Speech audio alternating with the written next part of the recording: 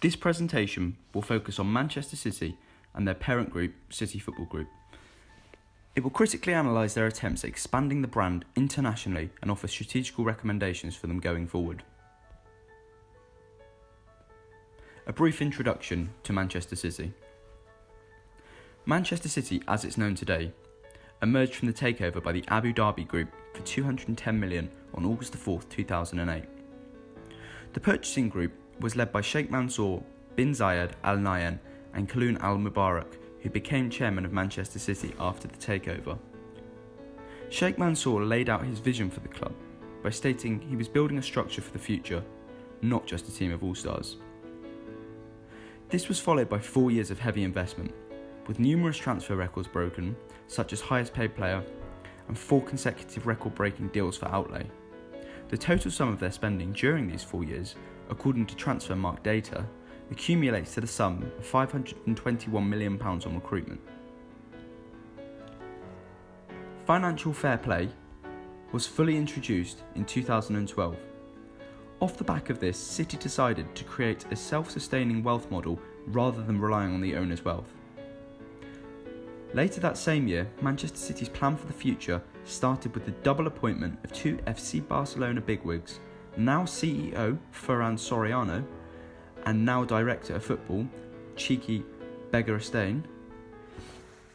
2014 marked down in history as a monumental year for Manchester City and owner Sheikh Mansour. With the assistance of his recent appointments, City Football Group was created with a key plan to build a global brand for footballing domination. City Football Group strategy. City Football Group developed a global plan for a universal brand, the likes of which has never been seen before. Clubs such as Manchester United and Real Madrid have been on top of their marketing game for over 20 years. Manchester United have long been regarded as the marketing kings, with their revenue in 2009 being £290 million, 3.2 times more than Manchester City's £90 million. As of 2015 and 2016, Manchester United's revenue has gone from being 320% more to just 20% more than Manchester City's. Now we're going to explore where Manchester City's revenue has grown by 4.3 times its original value in 7 years. The base model blueprint for Manchester City's expansion has to be going for joint ventures with local firms. This has predominantly been an 80-20 split, with the model being used for their 2 highest profile expansion projects, New York City FC and, according to official accounts, Melbourne City FC 2.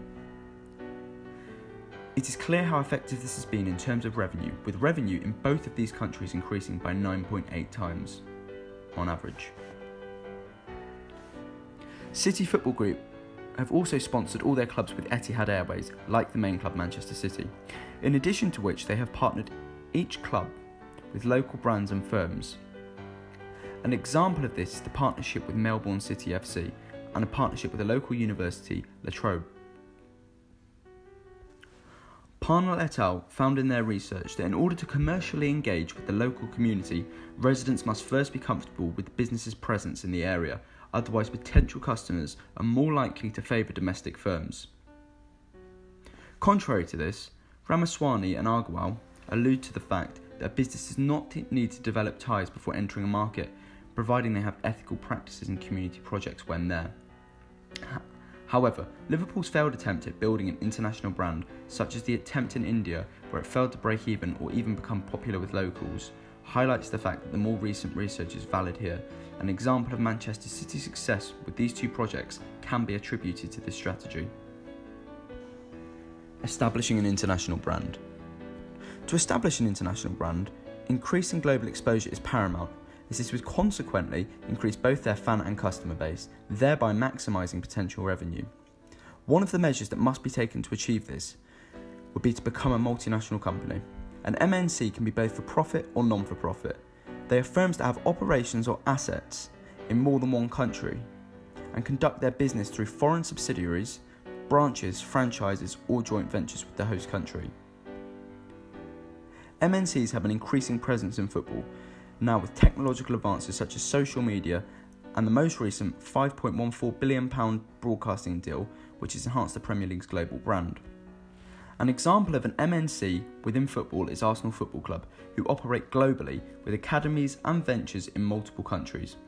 Arsenal have their headquarters in London, whilst having operational divisions in multiple countries, minimising both cost and risk. The annual revenue for Arsenal has increased year on year, with the latest figure being £422 million, a £72.8 million increase on the previous year. Norwich City were promoted to the Premier League in 2015 and did not capitalise on the increased global exposure of the Premier League, whilst having £100.6 million in revenue. Last year they turned a loss of £2.7 million. This further demonstrates the strength of MNC's revenue and the power of creating an international brand, and why Manchester City have decided to go down this route to solidify the club and its finances as a global power for decades to come. Globalisation. Becoming an MNC is achievable through an increase in globalisation. Globalisation is defined by Al Rodhan as a process that encompasses the causes, course and consequences of transnational and transcultural integration of human and non-human activities. This is supported by Risali, who suggests sport is a global product with many sports products and services. In recent times, technological innovations have allowed football teams to offer services and products all over the world, rather than limiting themselves to a localised marketplace. Social media platforms such as Twitter have enabled football clubs to interact with new fans. This creates an increased fan base and multiple revenue streams, which leads to maximising profits. An increase in globalisation and common integration between different nationalities demonstrates less risk and more reward for companies becoming MNCs. This highlights the fact that Manchester City's success so far can be attributed to the fact that it's come at a time where there is increased globalisation. Foreign direct investment. FDI is defined as a business or individual in one country developing business interests in another through either establishing business operations or acquiring assets. The benefits of being an MNC include the potential for lower labour costs, a broader marketplace and lower taxes. The potential limitations could be international laws, political risk and transfer of capital. There are proven existing models out there for MNCs, such as the creation of wealth model. Creation of wealth is determined by three factors: access to market, access to capital and high strategic management. Now we are going to analyse Manchester City's attempts at this. One of the forms of FDI which Manchester City have undertaken is a joint venture franchise, a proven method that has become very popular with wealthy football clubs. An example of this is when Manchester City decided to build a global brand through owning football teams in multiple countries and building a recognised franchise of the brand. In 2014, they partnered with the New York Yankees to build an MLS team, New York City FC, purchasing an 80% share in the club, with the other 20% belonging to the New York Yankees, creating a joint venture. Paying a £100 million expansion fee to join the MLS, funded through the owner's direct cash funds. This is a model developed for all purchases of clubs globally,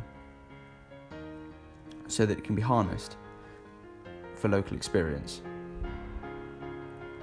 Although in their most recent projects, they have not done this. Manchester City have targeted regions to expand in line with the growth of the global economy. This is supported by Nixon, whose research concludes the most effective way for global expansion whilst minimising risk is to follow affluent, wealth-based nations. Manchester City continued their successful global expansion by buying a Melbourne team in Australia's A-League in another 80-20 joint venture with a local company, paying £5.35 million for their 80% share. This is financially less of a risk, with an initial outlay of £5.35 million instead of having to finance over £100 million move. They have gone on to purchase clubs in Uruguay and Japan in subsequent years with varying degrees of success. The expansion projects with both Melbourne and New York have been extremely successful, with commercial sales increasing by 7.9 times in the States and 6.5 times in Australia, whereas in Uruguay and Japan, commercial sales have only increased up by a maximum of 2 times at the most in both countries. One possible explanation for this is the issue briefly mentioned before about partnering with local brands. Parnell theorises when an MNC operates internationally in a new host country, if there are significant cultural differences between the host country and the country where the firm operates from, then the pre-existing brand image of the company is less significant, and usually, unless the business gets involved in local community projects, then locals are far more likely to favour domestic rival firms.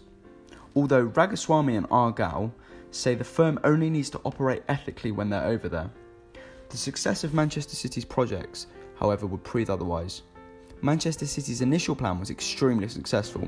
It, however, seems as though after this they did not analyse why it was successful and did not fully replicate the process on further projects. This would explain why the projects after the initial two have been less successful. Another factor to consider is they are both affluent, wealth-based nations who speak the same primary language. Operating abroad and having a cultural barrier to overcome can be a huge factor. A firm's core values may not be worth as much to consumers in a different culture, whereby different traits are valued with more or less importance.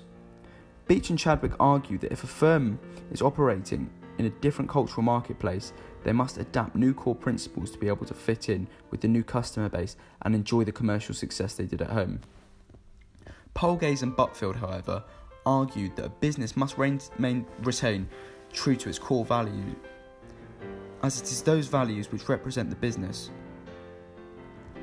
Manchester City's venture in both Japan and Uruguay with different cultures has shown that Beach and Chadwick are correct, and that if you ignore a country's culture, you cannot expect to have the same success abroad.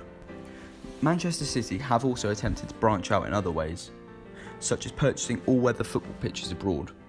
One reason this might be chosen, apart from raising global exposure, is the positive brand image by creating up and setting football pitches for a new generation in an up-and-coming market. Manchester City set up a 50-50 joint venture with the Goals, a US firm, who operate five-a-side pitches over in the States. They funded the project with $16 million. This, like their joint ventures, purchasing clubs was financed through the owner's cash. The benefits of this are primarily long-term though, although there were short-term benefits to be had. In the previous year, Manchester City sales in Los Angeles had declined by 1.2%.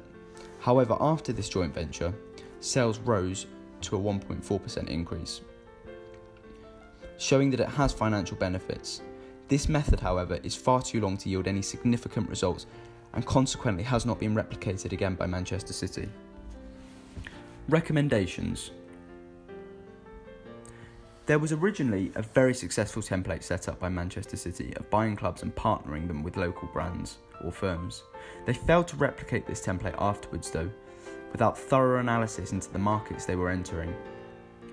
The huge success of the two major projects in New York and Melbourne can be attributed to a number of factors, such as cultural similarities, affluent wealth-based nations, and strong economies, and partnerships with local brands. The recommendation for Manchester City is to continue their global expansion plan, but with more consideration and analysis. The first recommendation is to ensure that they are partnering with local firms. The second is to make sure that cultural adjustments when entering new marketplaces with different cultures. It is essential to the success of this global expansion for it to be taking place now, in the modern era of globalisation, with the rise of e-commerce. It is essential for the long-term stability of an organisation to capitalise on the global economy, with multinational enterprises becoming a powerhouse for the future. Manchester City so far have been remarkably successful in terms of growth. This success of this has been proven with Sheikh Mansour purchasing Manchester City in 2008 for £210 million. Since his global expansion plan, he has sold a 13% stake in the club's City Group for $265 million. This now values the club at over $2 billion, over 10 times their initial investment. Part of this is due to the whole sport becoming a powerhouse with record-breaking TV deals such as the £5.14 billion deal for the Premier League TV rights. If Manchester City continue their global expansion through Citigroup with the proposed recommendations, they will be set for unprecedented success.